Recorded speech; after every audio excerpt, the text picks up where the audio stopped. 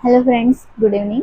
PS शिसव अकॅडमीवरती online batches CTET करता उपलब्ध झालेल्या आहेत, तर लवकरात लवकर जॉईन करा.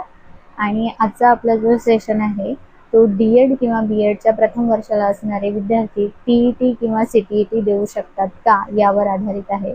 तर सांगू इच्छिते की तुम्ही BEdच्या प्रथम वर्षाला किंवा BEdच्या प्रथम वर्षाला असाल आणि तुम्हाला TET द्यायची असेल तर तुम्ही त्यासाठी अप्लाय करू शकत नाही, कारण TET देण्यासाठी तुम्हाला पूर्ण वर्ष कंप्लीट होणं आवश्यक आहे.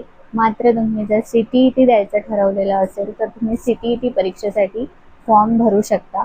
आणि CTET परीक्षा द्यायची की TET परीक्षा द्यायची, कोणत्या परीक्षेचे जास्त फायदे आहेत असं सुद्धा विद्यार्थ्यांनी विचारलेलं आहे. तर CTET परीक्षा तुम्हाला यासाठी महत्त्वाची आहे कारण की CTET दिल्यानंतर तुम्ही त्यामध्ये VS NVS या परीक्षेसाठी पात्र होता.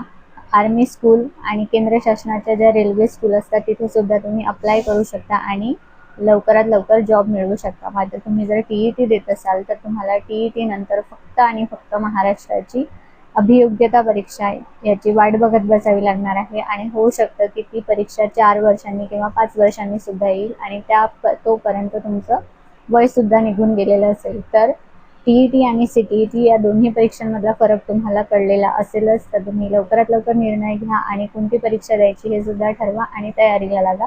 अकॅडमीवरती ऑनलाईन बॅच जॉईन करा आणि अभ्यासाला सुरू करा. धन्यवाद.